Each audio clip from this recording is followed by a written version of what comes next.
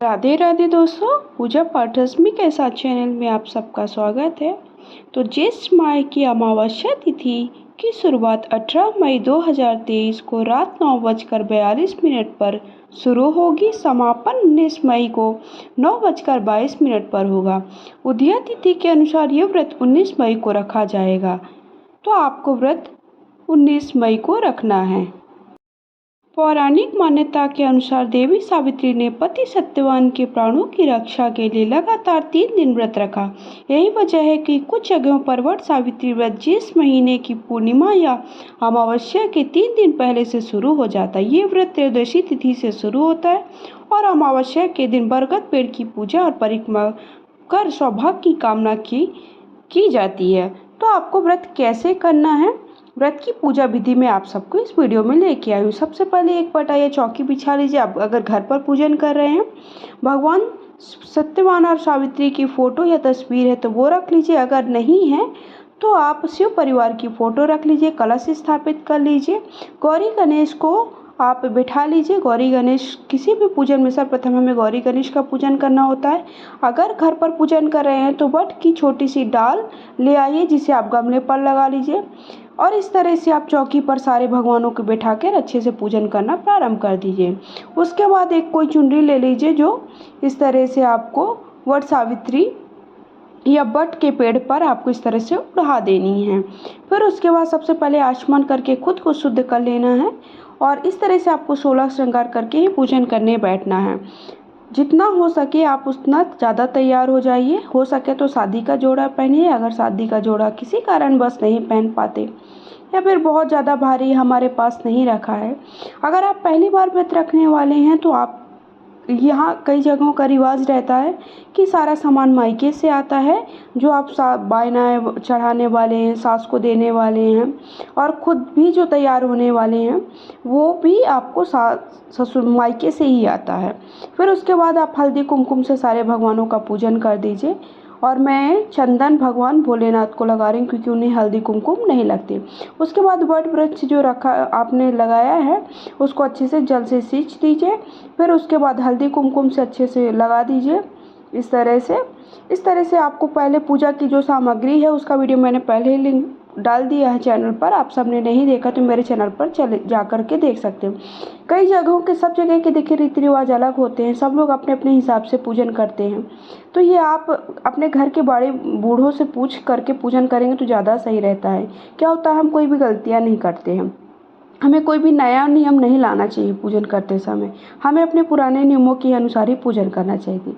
लेकिन अगर आप पहली बार व्रत रख रहे हैं तो आप कोई भी नियम का यूज कर सकते हो। इस तरह से फिर हमें एक पान के पत्ते पर 12 टिक्कियाँ लगा लेनी है और उनको कहते हैं कि जो वट सावित्री होता है ना, बड़ा बरसाइत कहते हैं उसे, बड़मावस या बड़ा बरसाइत भी उसको कहते हैं। तो बड़ा बरसाइत में 12 टिक्कियों का होता है। 12 भोग लगाते हैं कई लोग और 12 ही परिक्रमा करते हैं और ये सारी चीज़ें 12-12 करते हैं। फिर उसके बाद जो भी आपके पास फूल हैं वो फूल चढ़ा दीजिए। मौसमी फल जो आपने है वो चढ़ा दीजिए। फिर उसके बाद श्रीफल चढ़ा दीजिए और इस तरह से अगर आपके पास कोई जनेऊ है तो जनेऊ चढ़ा दीजिए। नहीं है तो वो आप स्किप कर सकते हैं, वैसा बहुत ज़्यादा ज़रूरी नहीं है। ज़रूरी चीज़ें आप सबको मैंने पहले ही बता दिया है। तो इस तरह से अगर आपके पास जनेऊ है तो आप इस तरह से वट के पेड़ पर अवश्य चढ़ा दीजिए। फिर उसके बाद इत्र चढ़ाइए अगर है तो, नहीं है तो आप इसे भी स्किप कर सकते हो। सबसे ज़रूरी चीज़ होती है हमारा क्या होता है, वट का पेड़ होना चाहिए और वट वृक्ष के अलावा हमारा पंखा होना चाहिए और जो भोग प्रसाद की चीज़ें हैं वो सब होनी चाहिए और आप खुद को अच्छे से तैयार हो जाइए, ये होना चाहिए। इसके अलावा कुछ चीज़ें आपकी स्किप हो जाती है। अगर आपके पास नहीं रहती तो ऐसा नहीं है उसके बिना पूजा नहीं। फिर उसके बाद सुहाग की सामग्री जितना ज़्यादा आप चढ़ा सके, आपके पास साड़ी है, बिछिया पायल है, जितना ज़्यादा आप चढ़ा सकते हो उतनी चीज़ें चढ़ा सकते हो। अगर नहीं है तो आपकी श्रद्धा के अनुसार है। ऐसा नहीं है कि आपको बहुत ज़्यादा ज़रूरी है। जितनी चीज़ें आपको मिल जाती वो चढ़ा दी। इस प्रकार भगवान को 7 बार छुआ दीजिए। छुआने के बाद वहाँ पर रख दीजिए। फिर उसके बाद जो भोग प्रसाद बना है हमारे यहाँ, ये पुए और पूड़ियाँ बनती हैं और गुलगुले बनते हैं, उनका भोग लगाया जाता है और चने का भोग लगाया जाता है। चना ही हमारे यहाँ सबसे ज़्यादा महत्वपूर्ण होता है। तो इस तरह से उनका भोग लगा दिए। ये हमारे यहाँ चना की दाल का भोग लगता है। आपके यहाँ किसका लगता है वो आप अपने घर के बड़े बूढ़ों से पूछ लीजिए। या पहली बार नियम आप अगर कोई भी चालू करने वाले हैं तो आप किसी भी नियम से आप पूजन करें। फिर उसके बाद आपके पास बाँस का पंखा होना चाहिए, तो बाँस के पंखे से इस तरह से भगवान को हवा करनी है और फिर इस तरह से आपको पूजन करना है। तो इस तरह से मैं पूजा की सारी विधि आप सबको बता दी हूँ। फिर उसके बाद ये सारी पूजा करने के बाद आपको क्या करना है, सूत लेना है, सूत से 7 फेरे लगाने। कई लोग 7 फेरे लगाते हैं, कई जगह पर 21, 51, 108, आपके यहाँ जितने लगाते हैं आप उसके अनुसार लगाइए। हमारे यहाँ 7 फेरे, 7 बार ऐसे परिक्रमा करते हैं। ये कई लोग क्या करते हैं, इसी जब ये फेरी लगाते हैं ना तो 7 फेरे लगाते जाते हैं और एक एक चने की दाल होती है ना उसे लेकर के डालते जाते हैं। लेकिन कई लोग क्या करते हैं, सबके यहाँ का अलग रिवाज है। हमारे यहाँ का रिवाज है केवल हम फेरे लगाती हैं, परिक्रमा बस करेंगे इसकी वट की 7 बार इस तरह से परिक्रमा करेंगे सूत से। जो ये लाल कलर का सूत आता है उस सूत से हमें 7 परिक्रमा करना होता है। तो इस तरह से परिक्रमा करते हैं। तो ये सब चीज़ें क्या होती हैं, हमारे यहाँ के नियम कानून सब अलग अलग होते हैं, उसके अनुसार ही सब अलग अलग पूजन करते हैं। फिर इसके बाद ये एक वो लेते हैं जो सफ़ेद सूत रहता है ना, सफ़ेद सूत लेते हैं। तो जो ये एक सूत जो हम लोग पहले से बांध कर रखते हैं, हमारे यहाँ साल भर उस सूत को बांध करके रखते हैं। तो जो पहले से बांध कर रखें वो भगवान के पास रख दीजिए और जो नया है उसको हल्दी से अच्छे से लगा करके उसे हम फिर से बांध लेंगे। तो वो सूत हमारा 7 दिन तक 1 साल तक पूरा बंधा रहता है। उस पर 12 गांठें लगा देते हैं, क्योंकि 12 बरसाइत इस व्रत का नाम है, इसलिए इसमें 12 गांठें लगा दी। फिर उसके बाद हमें इस तरह से चुनरी की छोर से या फिर साड़ी की छोर से हमें कभी भी सुहाग लेना है तो ऐसे खाली हाथ से सुहाग नहीं लेते हैं, इस तरह चुनरी की छोर से ही सुहाग लेते हैं। तो इस तरह से आप सुहाग ले लीजिए।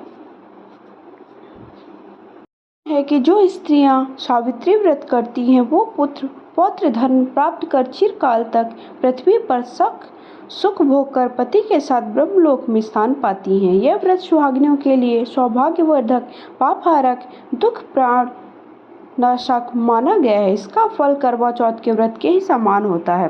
फिर उसके बाद हमारा पूजन करने के बाद हमें जो हमने चने की दाल और ये जो हमारा वट का वृक्ष होता है उसकी ऊपर का फल, उसके 5 हमें टुकड़े कर लेने होते हैं और वो टुकड़े करके हमें क्या करना है, वहीं पर बैठ के पूजा स्थल पर ही बैठ करके बिना खाए, मतलब उसे चबाए बिना ऐसे ही पानी से गुटकना होता है।